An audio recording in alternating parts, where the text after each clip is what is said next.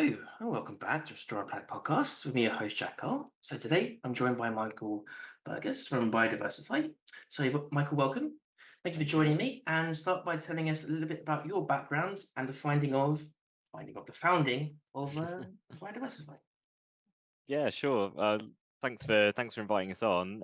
I don't really know how far back you want me to go, but I guess in terms of my career, I guess I'm trained as a conservation scientist, very much the interface between people and nature. Did an undergraduate in geography and then a master's in marine environmental management, which I guess set the scene for my career after doing like about 4 years in sort of large scale engineering consultancy.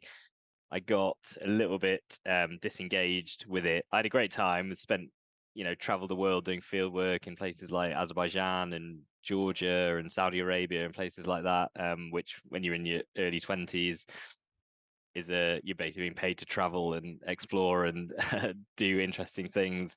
But I kind of felt, having done that for a little while, and when you get dragged out of the field and behind a desk, kind of the levels of impact that you kind of felt that you were having, um, it wasn't really scratching that itch really. So I decided to go kind of back to uni and did a PhD at Imperial College, in the Interdisciplinary Centre for Conservation Science, over a number of years, looking at biodiversity indicators. Basically, how do we measure and monitor biodiversity at large scales towards policy targets, which is quite, at the time, quite a dry topic. I was in a group with lots of people doing much more impressive things around bushmeat trade and, field work in Africa and Asia and all sorts of things.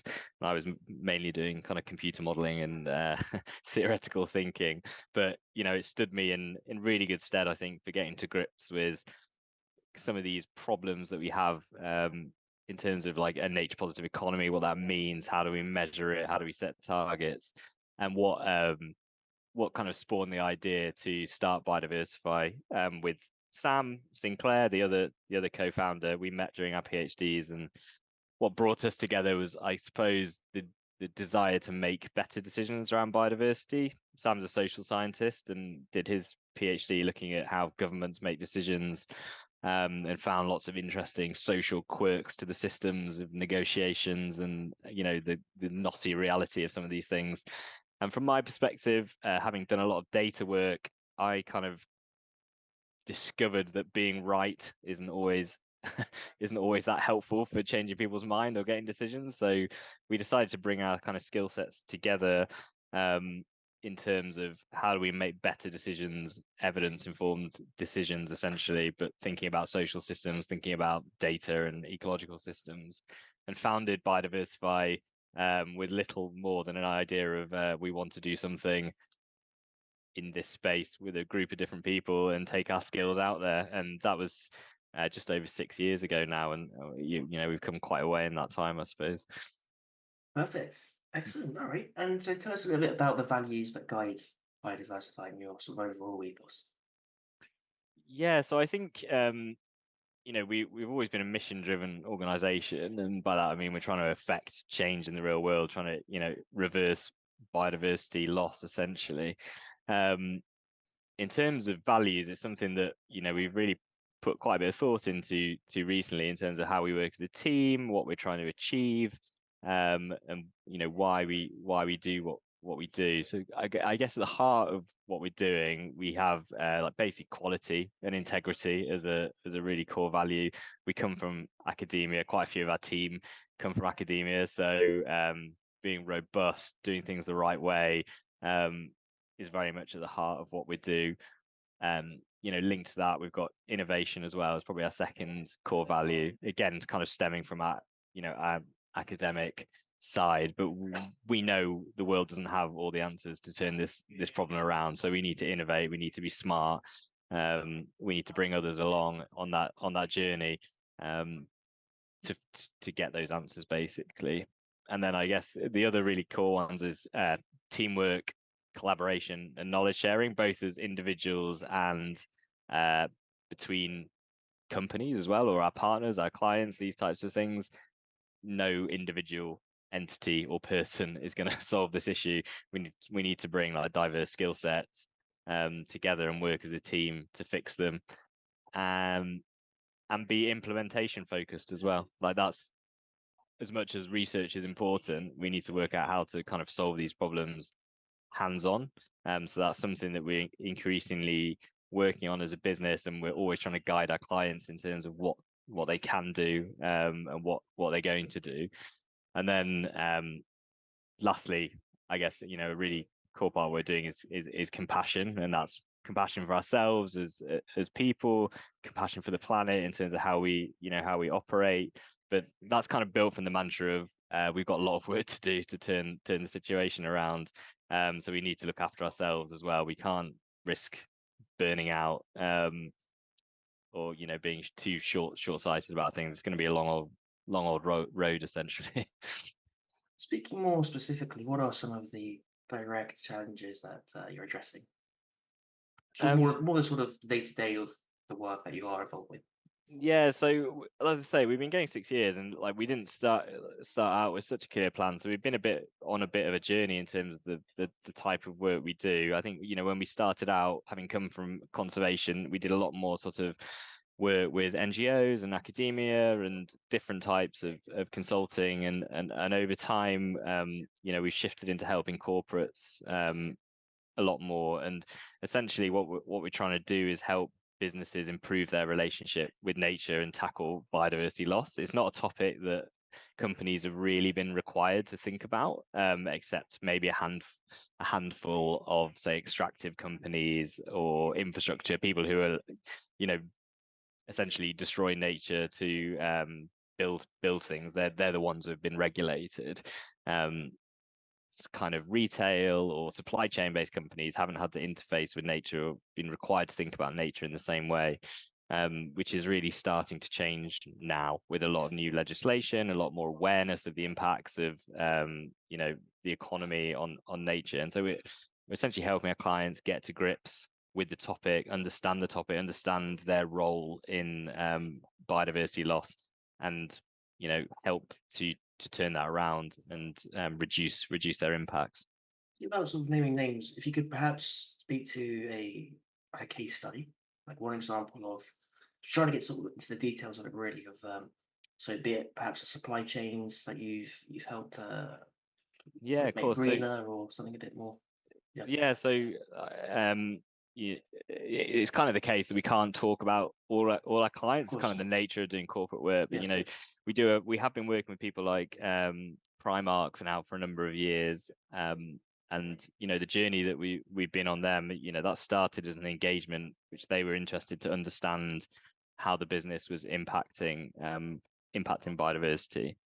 And so we worked with them on an initial risk assessment, looking at their supply chains, their operations, their sourcing, working out what aspects of the supply chains were having the most impact and in what locations, just to kind of highlight the issue basically. And then this is typically how we would work with our clients. The second phase of that is then to develop a strategy, which is, okay, what are we going to do about it? How are we going to position this within the business? What actions are we actually going to take to improve that? And with Primark, one of the most interesting things was they had a sustainable cotton program that they've been running since 2013, which was a training program which over the course of that decade, they trained something like 300,000 smallholder farmers on sustainable agriculture practices to do with cotton, with local partners, and was a really core part of some of their sustainability work, which started as almost like a livelihoods project to try and improve the livelihoods of farmers, and it had grown over time to factor in environmental things. But one of the things they hadn't really thought about explicitly was biodiversity within that, and how the program was impacting biodiversity or restoring biodiversity, which is a massive opportunity for a retailer. Like, there aren't really any comparisons that you can make in terms of that scale of program. So we've been working with them to think about how we can measure biodiversity through the program, and build a monitoring framework around that. started up field surveys, and now we're getting to the point where we've piloted that and are thinking about, okay, well, what are the interventions that we can make around biodiversity specifically on top of the program already, and testing responses and things to that. So that's like one project with them, but then obviously we work with a range of clients across different sectors, but we are kind of bespoke, I guess. So we're looking holistically across the company, working out where their leverage points are, what are the different things that they could do. We've been lucky enough to work with quite a few leaders, I suppose, in this space who do have leverage. I think the challenge or the trick comes with those businesses that maybe aren't as innovative or as well resourced, and what are the levers that they can pull. And I think that's where you start to get to that bigger picture of the economy and the systems that are at play, really. And when you sort of conduct an overview and you look at supply chains, just sticking with supply chains for a little bit, are there some Mm. common themes you find between companies that are mistakes that they're making? Which is to say, if we say to companies more generally, are there common things, be it sourcing or right at the base level of agriculture, that you see that are quite sort of common to the way that sort of supply chains have been run quite generally up until the started to think more about biodiversity and sustainability? Yeah, like one of the key things, which I wouldn't say is necessarily a mistake, it's just a byproduct of the economy, but it's just traceability Mm. and transparency of supply chains, which is just kind of a facet of a uh, very rapidly globalized world, essentially, where goods are moving all over the place at different stages of their life cycles, and there hasn't been the need to track that or trace that. So, cotton's a good example of that, which is why that particular program is so interesting, because cotton moves all over the world at various different stages of its production life, essentially. So when you take a t-shirt off the shelf, be that in whatever store, it's incredibly difficult to know where that cotton was grown. And that is a huge challenge for biodiversity, where impacts are local. Obviously, like it's different to carbon. Like 1 ton of carbon emitted into the atmosphere is the same in Indonesia as it is in America, whereas biodiversity, the impacts are very localized, and forest clearance in one location is going to have very different impacts to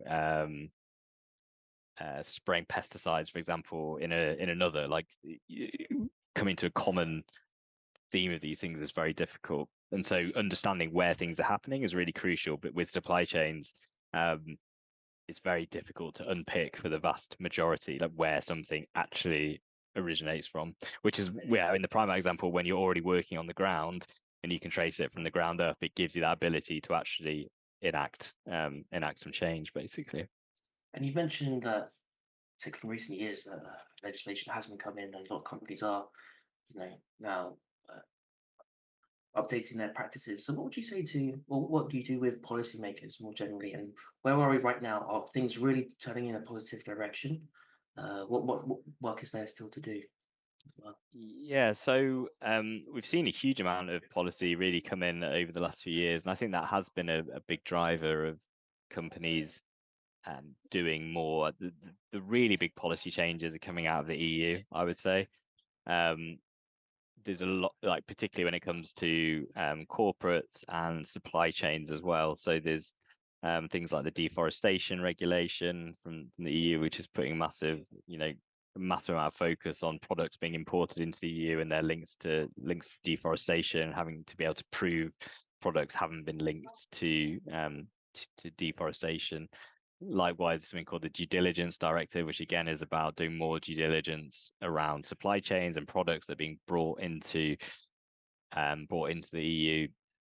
But then the really big one is the corporate sustainability reporting directive, which is basically looking to standardize how companies report out on sustainability, which, as you might be aware, sustainability reporting has been a bit of a mishmash over the years of it's been almost like grey literature type thing, reports with relatively random things in, and actually making comparisons or truly understanding things has been quite difficult. So there's been a big effort by the EU to bring in standardization across that process. But the big thing, or the rule changes that they've brought in, is typically companies will report out on elements of sustainability that are material to them, and what that has traditionally meant is um, how a changing world impacts their business. So how does climate change potentially impact them?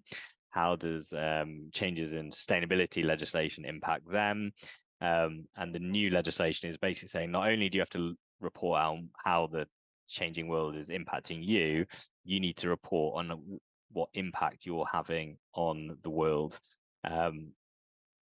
positive and negative from a sustainability perspective. And what that has meant for biodiversity is biodiversity loss hasn't really been material for businesses before, only maybe a small subset, where actually biodiversity decline is going to upset the operations of a business. For the most part, the economy is growing massively and biodiversity has declined massively, so there's not really a linkage there. But what this legislation is saying is, okay, well, what impacts do you have on the natural world? And as we know, most things we buy has impact on biodiversity, and so that's a lot of companies are now having to get their head around that. So it is quite a big focus of our work at the moment, is helping clients understand the impact that they're having on the natural world. Might be some day-to-day products that people are using. So thinking more acutely of people who are buying things from these companies, and what sort of products are there that are sort of directly linked to this biodiversity loss, that things could change, and that things will change unless companies get their act in order. Yeah, so I think the big thing is really, I guess, things that are linked to natural production, basically. So food, fibers, these types of things, which Everything, make up a huge part of what we do. I think traditionally, like I say, companies that have either been mining for things or extracting oil and gas, or they have very direct, localized footprints that you can probably all imagine, like creating a mine or something clearly has a footprint in that area. What people have been thought a lot less about is things like agriculture, and not just the land footprint of that agriculture, but how that agriculture is taking place, like how much pesticides are used, how much fertilizer is used, where does that go after it's been sprayed on, washed into watercourses, and these types of things. So basically, anything that has some element of natural production in it, they're the people that are suddenly switching on to those supply chains, really. Let's about your work with landowners and developers. Yeah, so I guess as part of our like full cycle, taking companies through that journey from strategy, data analytics, implementation, as we're getting out onto the ground, which is what as a mission-driven organization where we want people to be, that is going to involve companies dealing with landowners, with developers, to drive their sustainability missions forward. We've certainly done quite a lot in the UK around this from a strategic level, through our work on systematic conservation planning, which from a business point of view, we're really passionate about it. We really believe in it, but it's been quite a tough sell, I think, because of the complexity of what we're doing. But we've been trying to encourage people to take a more strategic view of land. So if you imagine a landscape, and from that landscape, you need lots of different things. You need to improve biodiversity. You might need to sequester carbon. You might need access to green space. You need food provision through agriculture. You might need flood prevention. So all the different natural capital benefits or ecosystem services. What we've been trying to encourage through our work with policymakers and landowners is to strategically look at these landscapes, have stakeholders define what is it they require from their landscapes, and come up with cost-effective strategic plans for those landscapes which maximize all of these different benefits, but but at the least cost. So that is a kind of large piece of UK focus work that we've been working on with water companies, with DEFRA as well, in terms of trialing these approaches, which we think is kind of a next generational thing that needs to be considered. Excellent. Okay. So it looks like things are moving in a positive direction, generally speaking. Okay, so let's say everyone sort of gets their act together and we really sort of push things forward, and it's really sort of really gets into the culture that sustainability is going to not really be taken seriously. Where could we be in sort of 10, 15 years from now, do you think? I think it's important to note, like we have to do this. If we don't, the world is not going to be in a very good place. So we rapidly need a whole of society approaches that bring together business, policymakers, landowners to start doing more. I think we're definitely hopeful. We see huge amounts of energy, from lots of different directions. I think from financial sectors, from corporates, there is a huge amount more willpower to do that. And I think, if we do drive things forward well, we'll create new financial models that will incentivize better people to do more nature-friendly activities on their land. I think corporates will start to pay a high price for things. Price is probably one of the big factors. We can't continuously kind of race to the bottom on that, and then potentially, consumers willing to pay a bit more for things as well. But we need to join all these elements up: finance, politics, business, to get things moving in the right direction. And if we do, I think it will transform production systems, things like regenerative agriculture, of huge amounts of promise if we get right. And same in the marine environment as well. But yeah, we have to, and I think it's the production challenge that certainly we're thinking about, and that is the big one to tackle. I think we have amazing conservationists who require funding, and these elements, hopefully bringing these stakeholders together, can also provide new funding streams for conservation as well. That's it. And finally, Michael, where can people find you and your work to support you or get involved? Might be Yeah, so our website is biodiversify.com, and probably the best place to find us is LinkedIn. That's probably where we communicate most of our work. Like, we have a very active company channel on that, but myself and Sam and quite a few other members of the team post our kind of thoughts quite regularly. So yeah, check us out on LinkedIn as well as biodiversify.com. thank you for your time. Thank you, Joe.